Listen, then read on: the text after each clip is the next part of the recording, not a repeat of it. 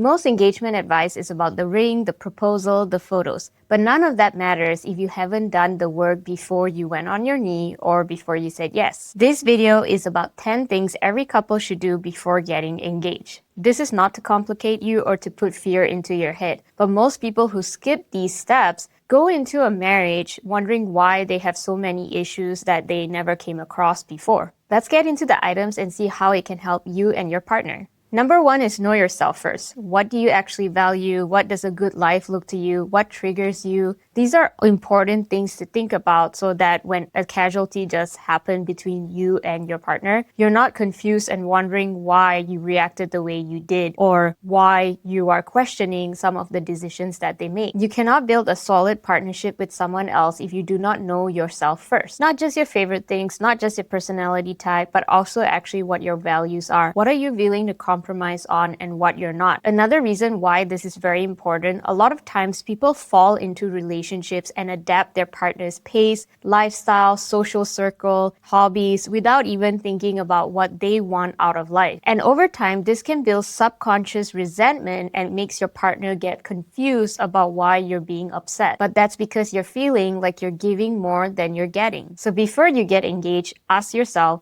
what kind of partner do I want to be? What kind of partner do I want? What kind of life I'm trying to build and what I'm not willing to give up to get there? Number 2, have the money talk. Money is the number 1 conflict in a lot of long-term relationships. Study shows that finances cost somewhere between 20 to 40% of all divorces. And most of the time, it's not even really about money, it's about the other person's habits. Here's a story as an example. A couple together for 3 years, deeply in love, finally got married and moved in together. Within 6 months, they're fighting constantly. Not about big things, but stuff like groceries, weekend trips, and also whether to fix their car now or wait. From the outside, it looks very common, but what was really happening was this. One of them grew up in a household where money was always tight, so every dollar spent felt like a risk. On the other hand, the other partner grew up with a very lavish lifestyle with nice dinners and many trips abroad. Neither of them are wrong, but now every financial decision that they make feels like a personal attack. Before you get engaged, be honest about the debt that you both have,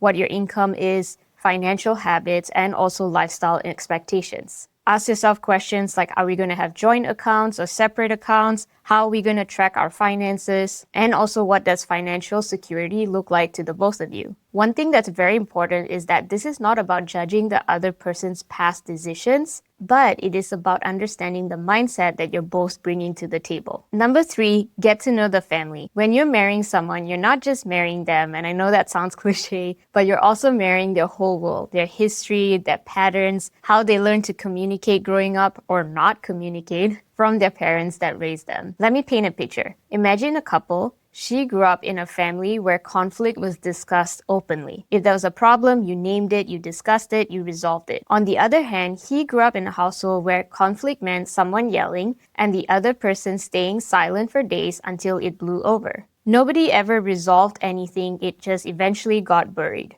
They do truly love each other, but the first time they had a real disagreement, she wanted to talk through it and he just kept quiet completely. In her mind, she thinks he doesn't care, but in his mind, he thinks she's being overwhelming. Does that sound familiar? And neither of them are actually fighting about the actual issue. They're just colliding with each other's family blueprint. So what should you both do? You should pay attention to how your partner interacts with their family. Look at how boundaries are handled. Are there clear boundaries or does everyone just walk up unannounced into each other's lives? Finally, you should look at how conflict is handled. Do people talk openly or is everything just swept under the rug? With a caveat, you don't have to love everything about their family dynamics. It is okay if there are a couple things that are your pet peeves or gets you annoyed. But you should at least understand it and be aware of it because it can shape your life more than you expect it to. Number 4 is define responsibilities or live together. Another very cliche statement, love is easy when life is easy. This is so true because the real test comes when day to day you're seeing each other's faces and there's a list of things that need to be done. Who cleans? Who cooks?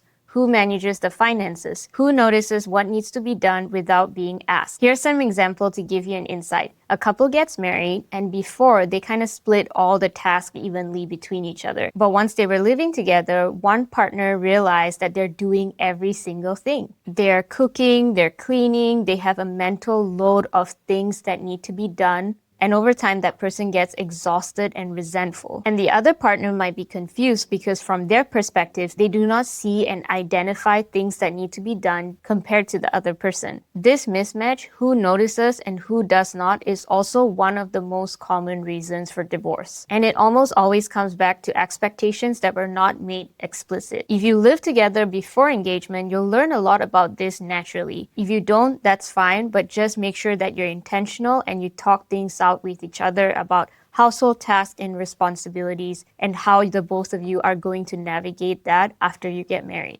Number 5, decide on kids. This one is very important because I do know a handful of people in my life who did end up separating because they could not agree on whether to have kids or not. They could have saved so much of their time, money, energy, and also emotions if they had discussed this all before marriage. And the conversation should not just stop at whether to have kids or not, but also when to have kids, how many kids, and also what your parenting values look like. Having kids is a very life-changing moment. For me and my husband, it definitely changed a lot of the dynamics in our relationship. It also changed a lot of the tasks and things that we need to do. We didn't have as much personal time as we had before, but we both loved every single minute of it because we knew this is what we want. Number 6, have a big fight. Now, I know this sounds strange, but stay with me. It's easy for anyone to be loving, patient, and kind when everything goes smoothly. When you get married, that's going to be a lifetime of ups and downs that you're both going to go through together. What actually matters is what you both look like when things start to go wrong.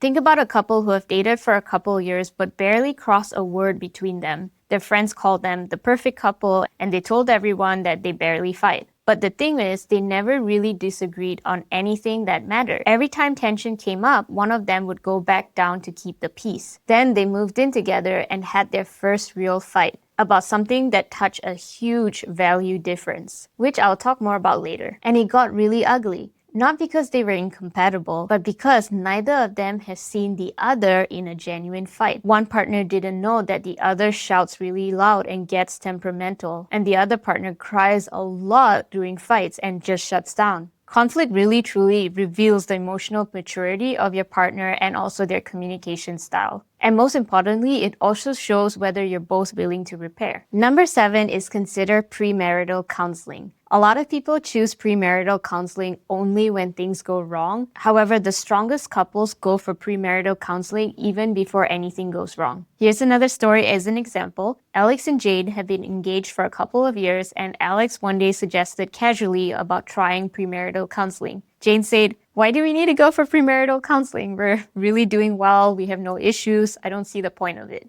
Alex said, "This might be fun. It might be a good way to learn about each other, what we like and do not like." Jane said, "Okay, let's go." At their very first session, the counselor asked them, "What does a Sunday morning look like to the both of you?" Jane answered, "Sleeping in, a slow breakfast, a quiet atmosphere, and a cup of coffee." Alex, who's from a very big family, answered, "Having people over for brunch and having lots of fun." Neither have ever thought to ask each other that question. But it opened up a whole conversation about introversion, family expectations, and how they each recharge. This could have created a lot of friction for years if it was left unspoken. So premarital counseling isn't about fixing problems, it's about giving you the tools that you need even before your problems show up. Some things to consider when you have a big fight is, do either of you shut down and avoid the issue? Do you get defensive, or do you actually try to work through it? Premarital counseling can help you uncover your blind spots, talk through difficult topics, and also build communication tools. Number 8, talk about intimacy and romance. And this isn't just physical attraction, although that does matter too. It's about understanding what connection also feels like for each of you. What makes you feel loved?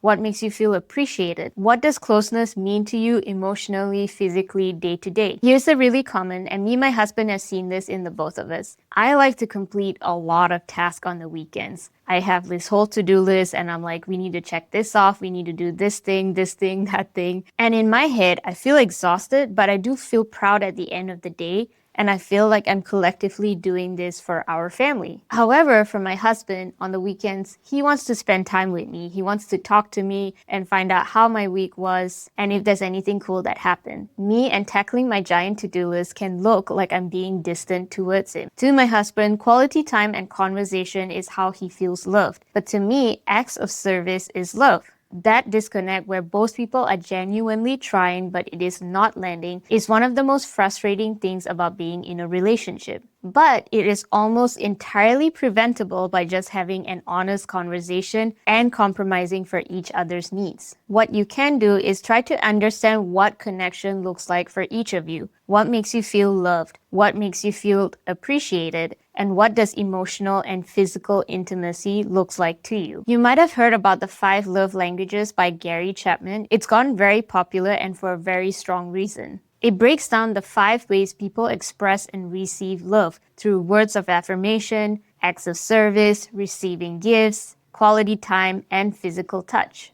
There are a lot of quizzes that you can take online to figure out what your love language is, but this is one way that you can open up to your partner and find out what truly is important to them. Number 9 is travel together. Traveling together is one of the fastest ways to see someone's true colors. When you're outside your normal routine, dealing with delays, navigating unfamiliar places, making decisions under pressure, you get a version of your partner that comfortable everyday life doesn't show you. Picture this: a couple takes their first big trip together a week abroad. The first 2 days are wonderful. Then on day 3, their trains get cancelled. They have to rebook, figure out a new plan, and spend way more money than expected. She starts problem solving immediately, pulling up options on her phone, staying flexible. He completely shuts down, gets irritable, even blames her for choosing that route, even though it was a random cancellation. By the end of that trip, she's not upset about the train. She's thinking, is this who I want to be under pressure? Is this what hard moments are going to look like with him? Not every stressful travel moment is a red flag, but the pattern that it reveals is how your partner handles stress, uncertainty, and disappointment. That's real data about how they'll handle life. Because marriage in many ways is a long trip together with many detours. When traveling together, you'll experience stress,